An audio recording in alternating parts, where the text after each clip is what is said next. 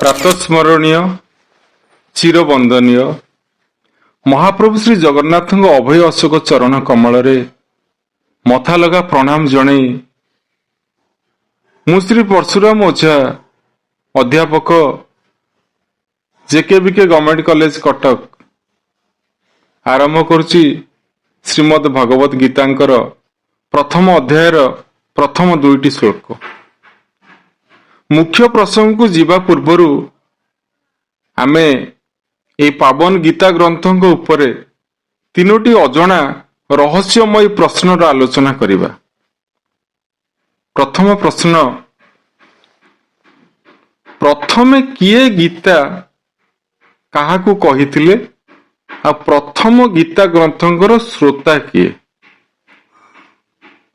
ଏହି କ୍ରମରେ ଅର୍ଜୁନ ଯଦି ଗୀତା ଗ୍ରନ୍ଥକୁ ଶୁଣିଲେ ମହାପ୍ରଭୁ ଶ୍ରୀକୃଷ୍ଣଙ୍କ ଶ୍ରୀମୁଖରୁ, ତାହେଲେ ଅର୍ଜୁନ କେତେ ନମ୍ବର ଶ୍ରୋତା? ଏଟା ହଉଛି ପ୍ରଥମ ପ୍ରଶ୍ନ। ଦ୍ୱିତୀୟ ପ୍ରଶ୍ନ ହଉଛି ମହାଭାରତ ଯୁଦ୍ଧ ଓ ଗୀତା କହିବାର ସ୍ଥାନକୁ କୁରୁକ୍ଷେତ୍ରକୁ କାହିଁକି ନିର୍ଣ୍ଣୟ କରାଗଲା? 3 ନମ୍ବର ପ୍ରଶ୍ନ, ମହାଭାରତ ଯୁଦ୍ଧର କେତେ ଦିନ ପରେ ସଞ୍ଜୟ ଧୃତରାଷ୍ଟ୍ର ଅନ୍ଧ ରାଜାଙ୍କୁ ଗୀତାର ଜ୍ଞାନ ଦେଇଥିଲେ? କେବଳ ମୁଁ ଏତିକି କହି ରଖେ ଯେ ଗୀତାର ପାବନ କଥା, ଗୀତାର ପରମ ଜ୍ଞାନ କୌଣସି କ୍ରିକେଟ ମ୍ୟାଚର ଲାଇଭ ଟେଲିକାଷ୍ଟ ପରି ନଥିଲା। ମାନେ ଗୀତା କହୁଥିଲେ ମହାପ୍ରଭୁ ଶ୍ରୀକୃଷ୍ଣ ଅର୍ଜୁନଙ୍କୁ କହୁଥିଲେ, ଆଉ ଠିକ ସେଇ ସମୟରେ ସଞ୍ଜୟ ଧୃତରାଷ୍ଟ୍ରଙ୍କୁ କହୁଥିଲେ, ସେମିତି ଘଟି ନଥିଲା। ମହାଭାରତର କେତେ ଦିନ ଯୁଦ୍ଧ ପରେ ଧୃତରାଷ୍ଟ୍ରଙ୍କୁ ସଞ୍ଜୟ ଗୀତା ଜ୍ଞାନ ଦେଇଥିଲେ? ଇଏ ଆମର 3ଟା ପ୍ରଶ୍ନ, ଯୋଉ ପ୍ରଶ୍ନର ଉତ୍ତର ଆମ ଏ ଏପିସୋଡର ଶେଷ ସମୟରେ ମୁଁ ଦେବି। ଆପଣ ବର୍ତ୍ତମାନ ମୁଖ୍ୟ ପ୍ରସଙ୍ଗ ଶୁଣନ୍ତୁ। ମୁଁ ଅନୁରୋଧ କରିବି ଆପଣମାନେ ମୁଖ୍ୟ ପ୍ରସଙ୍ଗ ଶୁଣନ୍ତୁ, ତାପରେ ଆପଣଙ୍କର ଏଇ ଯୋଉ ଗୋପନୀୟ ପ୍ରଶ୍ନ ଅଛି ସେ ପ୍ରଶ୍ନର ଆମେ ଉତ୍ତର ଦେବା, ଆଲୋଚନା କରିବା। ପ୍ରଥମ ଏପିସୋଡରେ ଆମେ ଆଲୋଚନା କରିଥିଲୁ ଶ୍ରୀମଦ୍ ଭଗବତ ଗୀତାରେ ସମୁଦାୟ ଶ୍ଲୋକ ସଂଖ୍ୟା ହେଲା 700, ଯୋଉଠି ପ୍ରଥମ ଶ୍ଲୋକ ଧୃତରାଷ୍ଟ୍ର କହିଥିଲେ, ଗୋଟିଏ ଶ୍ଲୋକ କହିଥିଲେ। ସଞ୍ଜୟଙ୍କର ଟୋଟାଲ 41ଟା ଶ୍ଲୋକ, ଅର୍ଜୁନଙ୍କର ସମୁଦାୟ 84ଟା ଶ୍ଲୋକ ଏବଂ ମହାପ୍ରଭୁ ଶ୍ରୀକୃଷ୍ଣଙ୍କ ଶ୍ରୀମୁଖରୁ ବାହାରିଥିଲା 574ଟା ଶ୍ଲୋକ, ସମୁଦାୟ ମିଶି 700 ଶ୍ଲୋକ। ପ୍ରଥମ ଶ୍ଲୋକଟା କହିଥିଲେ କିଏ ନା ଅନ୍ଧ ରାଜା ଧୃତରାଷ୍ଟ୍ର, ସେ ପ୍ରଥମ ଶ୍ଲୋକ କହିଥିଲେ। ଆଉ ପ୍ରଥମ ଶ୍ଲୋକଟା ତାଙ୍କର କଣ ଥିଲା ନା ମୋହରୁ ଆରମ୍ଭ, ପୁତ୍ର ମୋହରୁ ଆରମ୍ଭ। ବର୍ତ୍ତମାନ ଆମେ ଆଲୋଚନା କରିବା ଶ୍ରୀମଦ୍ ଭଗବତ ଗୀତାଙ୍କର ପ୍ରଥମ ଅଧ୍ୟାୟର 1 ନମ୍ବର ଶ୍ଲୋକ। ଧୃତରାଷ୍ଟ୍ର ଉବାଚ ଧର୍ମକ୍ଷେତ୍ରେ କୁରୁକ୍ଷେତ୍ରେ ସମବେତ ଯୁଯୁତ୍ସବ ମାମକା ପାଣ୍ଡବା ଶୈବ କିମ କୁର୍ବତ ସଞ୍ଜୟ। ଧୃତରାଷ୍ଟ୍ର ପଚାରିଲେ, ହେ ସଞ୍ଜୟ, ଧର୍ମଭୂମି କୁରୁକ୍ଷେତ୍ରରେ ଯୁଦ୍ଧ କରିବା ଇଚ୍ଛାରେ ଏକତ୍ରିତ ହୋଇଥିବା ମୋର ଓ ପାଣ୍ଡୁଙ୍କର ପୁତ୍ରମାନେ କଣ କଲେ?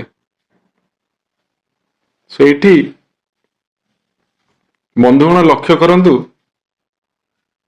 ଧୃତରାଷ୍ଟ୍ରଙ୍କର କେବଳ ଆଖିରେ ଅନ୍ଧ ନଥିଲେ, ସେ ମୋହରେ ବି ଅନ୍ଧ ଥିଲେ। ସେ ଚାହିଁଥିଲେ କହିପାରିଥାନ୍ତେ ଯେ ଆମ ପିଲାମାନେ କଣ କଲେ, କିନ୍ତୁ ସେ କଥା ନ କହି ତାଙ୍କ ଭିତରେ ଗୋଟେ ମୋର ଆଉ ତୋର ଭାବ ରହିଗଲା। ସେ କହିଲେ ମୋର ପୁତ୍ର ମାନେ କୌରବ ଏବଂ ପାଣ୍ଡୁଙ୍କର ପୁତ୍ର ମାନେ ପାଣ୍ଡବ। ଏଇ ଯୋଉ ମୋର ତୋର ଭେଦଭାବ ହିଁ ମହାଭାରତ ଯୁଦ୍ଧର ମୂଳଦୁଆ ପକେଇଥିଲା। ଆମମାନଙ୍କ ଘରେ ମଧ୍ୟ ଯେତେବେଳେ ସେ ମୋର ତୋର ଭାବର କଥା ଆସେ, ସେଇ ସମୟରେ କୁରୁକ୍ଷେତ୍ର ହିଁ ପାଲଟେ। ଏବେ ଯିବା ଆମେ ଦ୍ୱିତୀୟ ଶ୍ଲୋକକୁ। ଦ୍ୱିତୀୟ ଶ୍ଲୋକରେ କଣ ହେଇଛି ପ୍ରଥମ ଶ୍ଳୋକ ଯାଇଥିଲା ଧୃତରାଷ୍ଟ୍ରଙ୍କର ମୁହଁରେ, ଦ୍ୱିତୀୟ ଶ୍ଳୋକ ଆସିଛି ମହାମାନୀ ଦୁର୍ଯ୍ୟୋଧନର ଭୟ। କଣ ଭୟ ଆସିଛି ତାର? ଦୁର୍ଯ୍ୟୋଧନ କଣ ତାଙ୍କ ଭିତରେ ଭୟ ଆସିଲା? ଦୃଷ୍ଟ୍ୱା ତୁ ପାଣ୍ଡବାନିକମ୍ ବୃଢଂ ଦୁର୍ଯ୍ୟୋଧନସ୍ତଦା ଆଚାର୍ଯ୍ୟମୁପସଙ୍ଗମ୍ୟ ରାଜା ବଚନମବ୍ରବୀତ୍।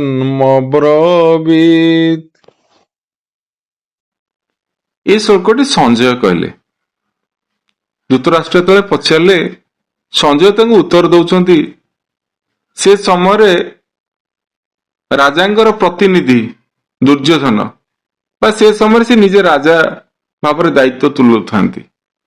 ସେ ସମୟରେ ରାଜା ଦୁର୍ଯ୍ୟୋଧନ ପାଣ୍ଡବ ମାନଙ୍କର ବିଶାଳ ସୈନ୍ୟ ବାହିନୀକୁ ଦେଖି ଗୁରୁ ଦ୍ରୋଣାଚାର୍ଯ୍ୟଙ୍କ ପାଖକୁ ଗଲେ।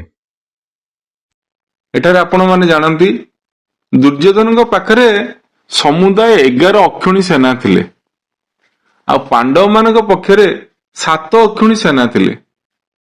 ତଥାପି ମଧ୍ୟ ଦୁର୍ଯ୍ୟୋଧନ ଡରିଲେ, କାରଣ ପାପୀର ମନ ସଦାବେଳେ ଦୁର୍ବଳ।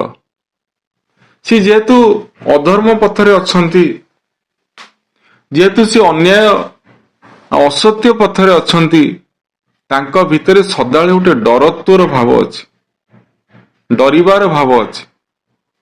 ସିଏ ଜାଣିଥିଲେ ସତ କେବେ ନା କେବେ ଜିତିବ, ଧର୍ମ ନ୍ୟାୟ ସଦାବେଳେ କେବେ ନା କେବେ ଜିତିବ। ସେଇଆକୁ ଦେଖିକିରି ସେ କଣ କଲେ, ପୁଣି ଦେଖୁଛନ୍ତି ପାଣ୍ଡବ ସେନାରେ କିଏ ଅଛନ୍ତି ନା ଅର୍ଜୁନ ଭୀମ ପରି ବଡ ବଡ ଯୋଦ୍ଧା ଅଛନ୍ତି। ଆପଣମାନେ ତ ଜାଣିଛନ୍ତି ବିରାଟ ଯୁଦ୍ଧରେ ଅର୍ଜୁନ ସାରା କୌରବ ବାହିନୀଙ୍କର କି ଅବସ୍ଥା କରିଥିଲେ, ଏକଥା ବି ଦୁର୍ଯ୍ୟୋଧନଙ୍କର ମନେ ପଡୁଛି। ଗୋଟିଏ ଅର୍ଜୁନକୁ ସମସ୍ତେ ନିଅଣ୍ଟ, ଏଇ କଥା ମନେ ପକାଉଛନ୍ତି। ପୁଣି ଅର୍ଜୁନଙ୍କ ସାଙ୍ଗରେ ଅଛନ୍ତି ମହାପ୍ରଭୁ ଶ୍ରୀକୃଷ୍ଣ। କିଛି ବି ଘଟଣା ଘଟିପାରେ, ଯଦି ବା ତାଙ୍କ ପଟେ କୌରବ ବାହିନୀର ପଟେ ଭୀଷ୍ମଙ୍କ ପରି ମହାଯୋଦ୍ଧା ଅଛନ୍ତି, ମହାବୀର ଅଛନ୍ତି, ଦ୍ରୋଣଙ୍କ ପରି ମହାଗୁରୁ ବି ଅଛନ୍ତି, ଆଉ କର୍ଣ୍ଣଙ୍କ ପରି ମହାନ ଯୋଦ୍ଧା ଅଛନ୍ତି। 3 ଜଣ ମହାନ ସ୍ତମ୍ଭ ଆକାର ଯୋଦ୍ଧା ଥାଇକିରି ମଧ୍ୟ ଦୁର୍ଯ୍ୟୋଧନ ଡରୁଥିଲା ପାଣ୍ଡବ ମାନଙ୍କର ମାତ୍ର 7 ଅକ୍ଷୁଣୀ ସେନାକୁ ଦେଖିକିରି, ଯଦି ବା ନିଜ ପାଖରେ 11 ଅକ୍ଷୁଣୀ ସେନା ତାଙ୍କର ଥିଲା।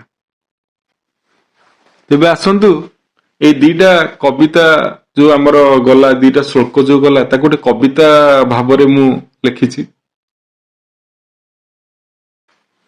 ଧର୍ମ କ୍ଷେତ୍ରେ କୁରୁକ୍ଷେତ୍ରେ କି ହେଲା ସଞ୍ଜୟ,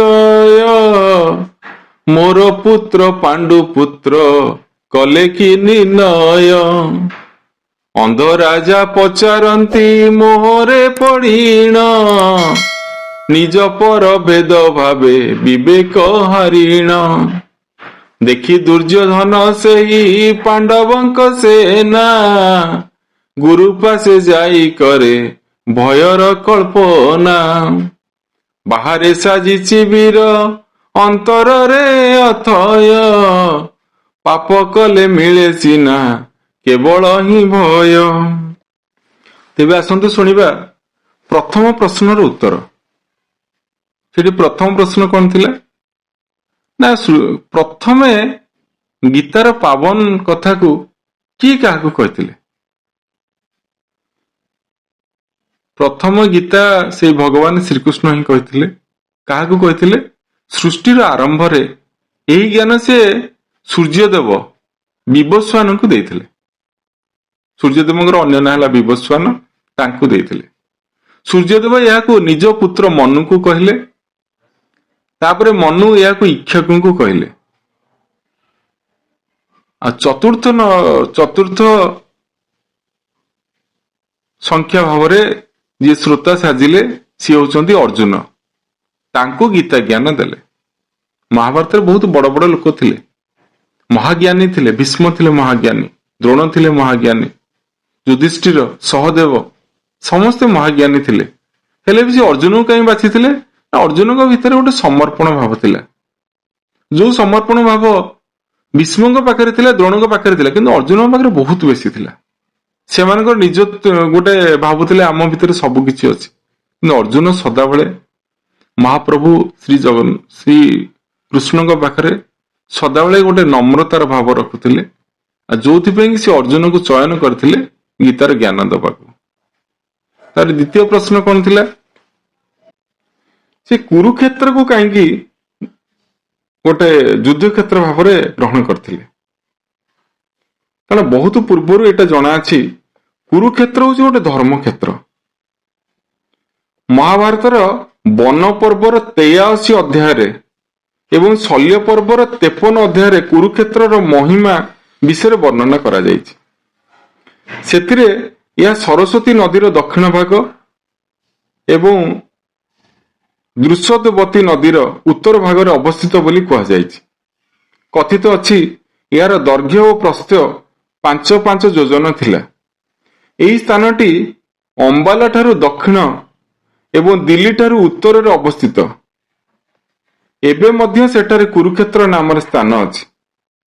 ଏହାର ଗୋଟିଏ ନାମ ହେଉଛି ସମନ୍ତ ପଞ୍ଚକ। ଶତପଥ ବ୍ରହ୍ମଣାଦି ଶାସ୍ତ୍ରରେ କୁହାଯାଇଛି ଯେ ଏଠାରେ ଅଗ୍ନି, ଇନ୍ଦ୍ର, ବ୍ରହ୍ମା ଆଦି ଦେବତାମାନେ ତପସ୍ୟା କରିଥିଲେ। ରାଜା କୁରୁ ମଧ୍ୟ ଏଠାରେ କଠିନ ତପସ୍ୟା କରିଥିଲେ। ପୁଣି ଏଠାରେ ମରୁଥିବା ଲୋକମାନଙ୍କୁ ପରମ ଗତି ପ୍ରାପ୍ତ ହୁଏ ବୋଲି ସମସ୍ତେ ଭାବନ୍ତି। ଏହା ଛଡା ଅନେକ କେତେ କଥା ଅଛି। ଏହି କାରଣରୁ ଧର୍ମକ୍ଷେତ୍ର ବା ପୁଣ୍ୟକ୍ଷେତ୍ର ବୋଲି କୁରୁକ୍ଷେତ୍ରକୁ କୁହାଯାଏ। ଏବେ ବର୍ତ୍ତମାନ ଆମେ ତୃତୀୟ ନମ୍ବର ପ୍ରଶ୍ନରେ ଅଛୁ। ମହାଭାରତର ଯୁଦ୍ଧର କେତେ ଦିନ ପରେ ସଞ୍ଜୟ ଧୃତରାଷ୍ଟ୍ରଙ୍କୁ ଗୀତାର ପରମ ଜ୍ଞାନ ଦେଲେ? ମୂଳ ମହାଭାରତ ଅନୁସାରେ, ଯୋଉଟା ବ୍ୟାସଦେବ ଲେଖିଥିଲେ, କୃଷ୍ଣ ଦ୍ୱାପାୟନ ଲେଖିଥିଲେ, ସେଥିରେ ଲେଖା ଅଛି ମହାଭାରତ ଯୁଦ୍ଧର 10 ଦିନ, ଯୋଉଦିନ ମହାବୀର ଭୀଷ୍ମ ପତିତ ହେଲେ, ସରଶଯ୍ୟାରେ ରହିଲେ, ସେଦିନ ଯାଏଙ୍କେ ଯୁଦ୍ଧ କ୍ଷେତ୍ରରେ ସଞ୍ଜୟ ଲଢୁଥିଲେ। କୌରବମାନଙ୍କ ପକ୍ଷରୁ ସଞ୍ଜୟ ହିଁ ଯୁଦ୍ଧ କରୁଥିଲେ। ଆଉ ଯୋଉଦିନ ଭୀଷ୍ମଙ୍କର ପତିତ ହେଲା, ସେ ଦୁଃଖ ଖବର ଜଣେଇବାକୁ ସଞ୍ଜୟ କଣ କଲେ ନା ଯାଇକିରି ଧୃତରାଷ୍ଟ୍ରଙ୍କ ପାଖରେ ପହଞ୍ଚିଲେ, ଖବରଟା ଦେଲେ, ହେଲେ ମହାରାଜ ମୁଁ ଯୁଦ୍ଧ କ୍ଷେତ୍ରରୁ ପଳେଇ ଆସିଛି। ନା କାହିଁ ପଳେଇ ଆସିଛି? ନା ହଠାତ୍ ସଞ୍ଜୟଙ୍କ ଭିତରେ ସେତିକି ସାହସ ନଥିଲା କହିବେ ଯେ ପିତାମହ ଭୀଷ୍ମଙ୍କର ସରଶଯ୍ୟା ହେଇଛି ବୋଲି। ସେ କଥାଟାକୁ କହିବାକୁ ଟିକେ ଭାରି ଡରିଲେ, ସଂକୋଚ ବୋଧ କଲେ। ତାପରେ ଧୃତରାଷ୍ଟ୍ର କହିଲେ ମତେ ଗୋଟି ଗୋଟି କରି ମହାଭାରତ ଯୁଦ୍ଧରେ ଯୋଉ ଯୋଉ ଘଟଣା ଘଟିଛି ଗୋଟି ଗୋଟି କରି ମତେ କୁହ। 10 ଦିନ ପରେ ସଞ୍ଜୟ ମହାଭାରତର ଯୁଦ୍ଧଟା ବର୍ଣ୍ଣନା କଲେ ଧୃତରାଷ୍ଟ୍ରଙ୍କ ଆଗରେ। ଆଉ ବର୍ଣ୍ଣନା କରୁ କରୁ ସର୍ବପ୍ରଥମେ ପଡିଲା ଗୀତାଙ୍କର ମହାଜ୍ଞାନ। ତାହେଲେ ଏଥିରୁ ଆମେ ବୁଝିଲୁ ଧୃତରାଷ୍ଟ୍ର ଯୁଦ୍ଧର 10 ଦିନ ପରେ ସଞ୍ଜୟଙ୍କ ଠାରୁ ଏ ମହାଜ୍ଞାନ ପାଇଥିଲେ। ଯେଉଁ ବନ୍ଧୁମାନେ ଚ୍ୟାନେଲକୁ ପ୍ରଥମ କରି ଆସିଛନ୍ତି, ଆମେ ଅନୁରୋଧ କରୁଛୁ ସେମାନେ ଚ୍ୟାନେଲକୁ ସବସ୍କ୍ରାଇବ କରିଦିଅନ୍ତୁ। ଆଉ ବହୁଳ ମାତ୍ରାରେ ଏହି ଏପିସୋଡକୁ ସେୟାର କରନ୍ତୁ ସାଙ୍ଗମାନଙ୍କ ଭିତରେ, ଯେମିତି ଗୀତା ପରି ମହାଜ୍ଞାନ ସମସ୍ତଙ୍କ ପାଖରେ ପହଞ୍ଚୁ। ପରବର୍ତ୍ତୀ ଯେତେବେଳେ ଏପିସୋଡ ଆସିବ ସେଥିରେ ଆମେ 2ଟା ପ୍ରଶ୍ନ ରଖିଛୁ। ପ୍ରଥମ ପ୍ରଶ୍ନ ହେଲା, ଶ୍ରୀଖଣ୍ଡୀ ଜଣେ ନାରୀ ହେଇକରି ମଧ୍ୟ ଯୁଦ୍ଧ କ୍ଷେତ୍ରରେ ପ୍ରବେଶ କରିବାର ଅନୁମତି କେମିତି ପାଇଲେ? ପିତାମହ ଭୀଷ୍ମ କହିଥିଲେ ଏଠି କେବଳ ପୁରୁଷମାନେ ଲଢେଇ କରିବେ, କିନ୍ତୁ ଶ୍ରୀଖଣ୍ଡିନୀ ଜଣେ ନାରୀ ହେଇକରି ମଧ୍ୟ ଯୁଦ୍ଧ କ୍ଷେତ୍ରରେ ପ୍ରବେଶ କରିବାର ଅଧିକାର କେମିତି ପାଇଲେ? ଆଉ ଗୋଟେ ପ୍ରଶ୍ନ ହେଲା, ଦ୍ୱିତୀୟ ପ୍ରଶ୍ନ ଆସନ୍ତା ଏପିସୋଡ ପାଇଁ, ମହାବୀର କର୍ଣ୍ଣ ଯୁଦ୍ଧର କେତେ ଦିନ ପରେ ଯୁଦ୍ଧରେ ପ୍ରବେଶ କଲେ? ସେ କଣ ପ୍ରଥମ ଦିନ ଯୁଦ୍ଧରେ ନଥିଲେ? ଆଉ ଯଦି ନଥିଲେ କୋଉ କାରଣ ସକାଶେ ସେ ପ୍ରଥମ ଦିନ ଯୁଦ୍ଧରେ ନଥିଲେ? ଆମେ ଆସନ୍ତା ଏପିସୋଡରେ ଏସବୁ ପ୍ରଶ୍ନର ଆଲୋଚନା କରିବା। ଆଉ ଏଥିପାଇଁ ମୁଁ ରଖୁଛି। ଜୟ ଜଗନ୍ନାଥ। ଭଗବାନ ସମସ୍ତଙ୍କର ମଙ୍ଗଳ କରନ୍ତୁ। ଜୟ ଜଗନ୍ନାଥ।